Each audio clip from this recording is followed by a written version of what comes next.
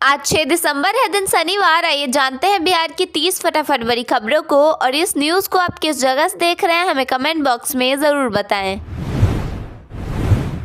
Indigo flight crisis के बीच बिहार में 7 flight cancel हो गई, जिससे पटना और गया एयरपोर्ट से करीब 1000 यात्रियों को लौटना पड़ा। दूसरी कंपनियों के विमानों में किराया 4 गुना तक पहुंच गया है। यात्रियों का कहना है कि उन्हें आधे रास्ते में कैंसिलेशन मैसेज आया। बीजेपी विधायक के उस बयान पर विवाद बढ़ गया, जिसमें उन्होंने कहा था कि लेडीज कुत्तों संग सोती हैं। सफाई देते हुए उन्होंने कहा कि उनका कहना था कि पश्चिमी कल्चर हावी हो रहा है। मामला महिला आयोग तक पहुंच गया है। मुंगेर में 69 साल पुराने दुर्गा मंदिर पर प्रशासन ने बुलडोजर चलाया। वहीं समस्तीपुर में 200 परिवारों के घर तोड़े गए। विरोध में लोगों ने फसलें फूंक दी, जिसके बाद पुलिस ने लाठीचार्ज किया। समस्तीपुर में एक युवक का 4 दिन बाद शव मिला। परिजनों का आरोप है कि उसने अपनी पत्नी को जीजा के साथ देखा था और विदाई के बहाने बुलाकर ससुराल वालों ने उसे जहर देकर हत्या कर दी। तेज प्रताप यादव ने पूर्व आईपीएस अमिताभ दास पर नाराजगी जताई और कहा कि उनकी 2 बीवियां और 2 ससुराल हैं, कहीं भी रह लेंगे। इस मामले को लेकर उन्होंने थाने में एफआईआर भी दर्ज कराई है। समस्तीपुर में बीजेपी विधायक के पीए को गोली मार दी गई। बाइक सवार बदमाशों ने ओवरटेक कर फायरिंग की। पीड़ित की पत्नी का कहना है कि वे भोज खाने गए थे और किसी से कोई दुश्मनी नहीं थी। बिहार समेत 3 राज्यों में एनआईए ने छापेमारी की। पटना और शेखपुरा से 2 लोगों को गिरफ्तार किया गया है। यह कार्रवाई अवैध हथियार तस्करी केस में की गई है। गिरफ्तार रविरंजन आर्म्स एक्ट में बेल पर चल रहा था। एक मंत्री ने कहा कि मुख्यमंत्री की भविष्यवाणी सच हो गई और विपक्ष 35 पर सिमट गया। उन्होंने कहा कि मुख्यमंत्री पहले ही बोल चुके थे कि कम बोलो, नहीं तो इतने भी नहीं रह जाओगे। इस दौरान सदन में लालू बालू मुद्दे पर हंगामा हुआ। पटना एयरपोर्ट के पास 2 फर्जी सीबीआई अधिकारियों को पकड़ा गया। वे लोगों को डरा धमकाकर ठगते थे। पूछताछ में उन्होंने बताया कि उनकी गैंग के कई साथी बिहार में सक्रिय हैं। सिविल कोर्ट की छत पर चढ़कर एक किशोरी कूदने का प्रयास करने लगी। मौके पर मौजूद एक युवक ने उसकी जान बचाई। पुलिस उससे पूछताछ कर रही है। घटना से कोर्ट परिसर में अफरा तफरी मच गई है। मुख्यमंत्री नीतीश कुमार को world book of records London की ओर से बधाई दी गई। उन्हें 10वीं बार मुख्यमंत्री बनने का यह सम्मान मिला है, जिसे भारतीय लोकतंत्र के लिए ऐतिहासिक पल बताया जा रहा है। समस्तीपुर सदर अस्पताल में एक महिला का झाड़ फूंक किया गया। पेट दर्द के चलते परिजनों ने उसे भर्ती कराया था, लेकिन इसके बावजूद किसी ने रोक टोक नहीं की। पूर्णिया में एक महिला की बेरहमी से पिटाई की गई। ससुर से बहस होने पर उसे जमीन पर गिराकर लगातार डंडे मारे गए। समस्तीपुर के डिप्टी मेयर का एक वीडियो सामने आया है, जिसमें वे एक डांसर के साथ ठुमके लगाते दिख रहे हैं। उन्होंने कलाकार को पैसे दिए और बगल में बैठाया। सवाल पूछे जाने पर उन्होंने कहा कि इसमें कुछ अश्लील नहीं है। बिहार में मौसम सामान्य बना रहेगा। आज भी कई जिलों के न्यूनतम तापमान में गिरावट दर्ज होगी। साथ ही सुबह शाम हल्की ठंड महसूस की जाएगी। खाद्यान्न वितरण के अनुपात में बदलाव किया गया है। राष्ट्रीय खाद्य सुरक्षा अधिनियम के तहत अंत्योदय और सामान्य श्रेणी के लाभुकों को अब 2:3 के अनुपात में खाद्यान्न मिलेगा। अंत्योदय परिवारों को 14 किलो गेहूं और 21 किलो चावल, जबकि सामान्य परिवारों को 2 किलो गेहूं और 3 किलो चावल प्रति व्यक्ति मिलेगा। यह वितरण जनवरी से लागू होगा। बिहार में उद्योग को लेकर लगातार सरकार की तरफ से कई कदम उठाए जा रहे हैं। इसे लेकर उद्योग मंत्री दिलीप कुमार जायसवाल ने कहा, बिहार निवेश और औद्योगिकरण की दिशा में तेजी से कदम बढ़ा रहा है, जिसमें बिहार औद्योगिक प्रोत्साहन पैकेज गेम चेंजर साबित होगा। उन्होंने कहा कि राज्य में स्टार्टअप को स्टेप वाइज आगे बढ़ाया जाएगा, ताकि युवाओं को अधिक से अधिक रोजगार मिल सके। बिहार सरकार ने पम्प्ड स्टोरेज परियोजनाओं को बढ़ावा देने की दिशा में बड़ा कदम उठाते हुए 2 निजी कंपनियों ग्रीनको एनर्जीज प्राइवेट लिमिटेड और सन पेट्रोकेमिकल्स प्राइवेट लिमिटेड का चयन किया है। दोनों कंपनियों के साथ जल्द ही समझौते पर हस्ताक्षर किए जाएंगे। सरकार का अनुमान है कि इन परियोजनाओं के माध्यम से राज्य में लगभग 13,000 करोड़ रुपए का निजी निवेश आएगा।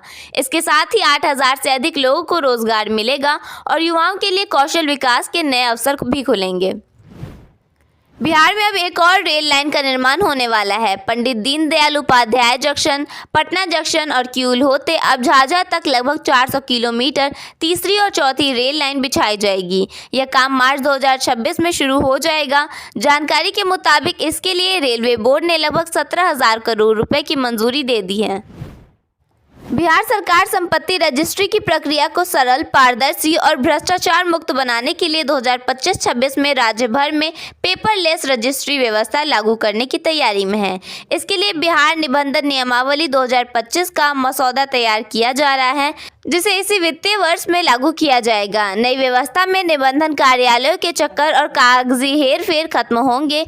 रजिस्ट्री पूरी होते ही संपत्ति की वैध डिजिटल कॉपी तुरंत ऑनलाइन उपलब्ध हो जाएगी, जिससे कागजात गुम होने या हेराफेरी की आशंका समाप्त हो जाएगी। पटना के ऐतिहासिक कांग्रेस मैदान का रिनोवेशन शुरू हो गया है। बुडको की योजना के तहत मैदान में ओपन जिम, पाथवे, बच्चों के झूले, तालाब का सौंदर्यीकरण, फव्वारा और हाई मास्ट लाइट्स लगाई जाएंगी। दीवारों की मरम्मत से लेकर जल निकासी तक सभी सुविधाएं अपग्रेड होंगी। नया रूप मिलने के बाद यह मैदान शहरवासियों के लिए बड़ा आकर्षण बनेगा।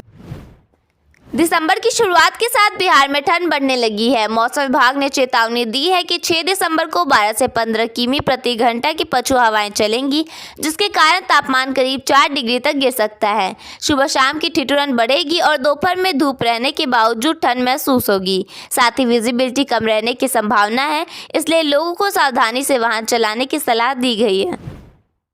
भारतीय डाक विभाग ने युवाओं की डिजिटल जरूरतों के अनुरूप बड़ा कदम उठाते हुए IIT बिहटा में बिहार का पहला जेन-ज़ी पोस्ट ऑफिस शुरू किया है। यह आधुनिक पोस्ट ऑफिस लगभग 2400 छात्राओं और स्टाफ को तेज, स्मार्ट और आकर्षक सेवाएं प्रदान करेगा।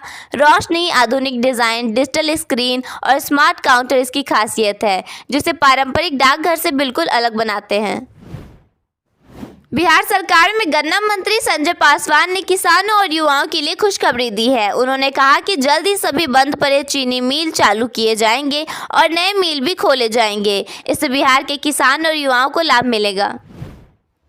पटना में NIELIT की अत्याधुनिक साइबर सुरक्षा लैब अब पूरी तरह सक्रिय हो गई है। यह बिहार का पहला हाईटेक केंद्र है जहां छात्र, विशेषज्ञ और सरकारी एजेंसियां साइबर सुरक्षा प्रशिक्षण, रिसर्च और क्षमता निर्माण एक ही प्लेटफॉर्म पर कर सकेंगे।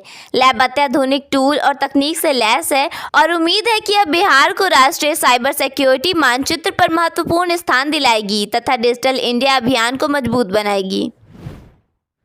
मुजफ्फरपुर नगर निगम शहर के मंदिरों से निकलने वाले फूलों के कचरे से अगरबत्ती बनाने की योजना शुरू कर रहा है। इस मॉडल को सीखने के लिए निगम की 7 सदस्यीय टीम, जिसमें 4 महिलाएं और 3 पुरुष शामिल हैं, सिटी मैनेजर के नेतृत्व में उज्जैन भेजी जाएगी। यह कदम पर्यावरण संरक्षण और अपशिष्ट प्रबंधन को मजबूत करेगा। पटना के अगमकुआं स्थित RMRI में डेंगू वैक्सीन डेंगी ऑल का तीसरा चरण का ट्रायल जारी है, जिसमें देश के 19 अन्य केंद्र भी शामिल हैं। सफल होने पर भारत डेंगू की प्रभावी वैक्सीन विकसित करने वाले चुनिंदा देशों में होगा।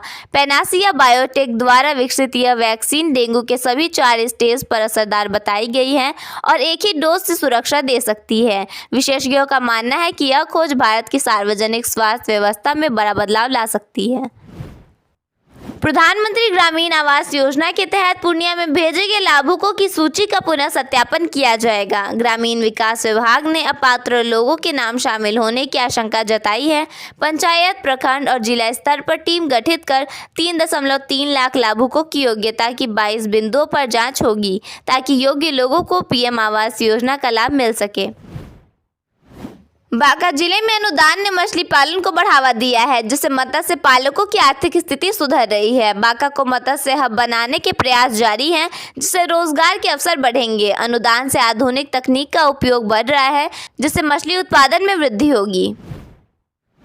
मकर संक्रांति और पूस मास के आगमन पर ग्रामीण घरों में पूस पिठा की खुशबू फैल जाती है। चावल के आटे, खोआ और गुड़ से बनने वाला यह पारंपरिक व्यंजन सामाजिक और पारिवारिक जुड़ाव का प्रतीक है। धान कटने के बाद नए चावलों से इसकी तैयारी शुरू होती है। आधुनिकता के बावजूद ग्रामीण समाज में इसका स्वाद और महत्व आज भी बरकरार है।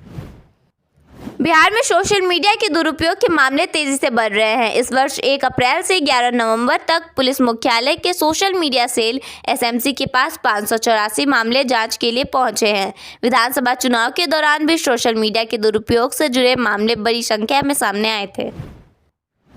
बिहार सरकार राज्य की जेलों की सुरक्षा कड़ी करने के लिए बड़ा कदम उठा रही है। अब सभी जेलों में हाई रेजोल्यूशन सीसीटीवी कैमरे लगाए जाएंगे ताकि कैदियों की गतिविधियों पर 24 घंटे निगरानी रखी जा सके और अंदर की अनुशासनहीनता पर पूरी तरह रोक लग सके। विधायक राजू तिवारी ने कहा कि बुलडोजर कार्रवाई को लेकर घबराहट उन्हीं में है जो अवैध रूप से जमीन पर कब्जा किए हुए हैं। उन्होंने कहा कि सरकार गरीबों को फ्री जमीन और घर देने की योजना चला रही है, इसलिए गरीबों की चिंता की जा रही है। लेकिन यह लोग घबराए हुए हैं जो दूसरे की जमीन, सरकारी जमीन, अवैध जमीन रखे हुए हैं। वह लोग घबराए हुए हैं। कानून का भय लोगों में होना चाहिए। समस्तीपुर रेल मंडल ने यात्रियों की सुविधा के लिए 14 स्टेशनों पर डिजिटल लॉकर सुविधा शुरू करने की प्रक्रिया तेज कर दी है। इससे यात्रियों को सामान रखने की सुरक्षित जगह मिलेगी और रेलवे को राजस्व में वृद्धि होगी। सहायक वाणिज्य प्रबंधन राजेश कुमार के नेतृत्व में फिजिबिलिटी रिपोर्ट तैयार की गई है और जल्दी टेंडर जारी किया जाएगा। ये यात्रियों के लिए एक बड़ा कदम है।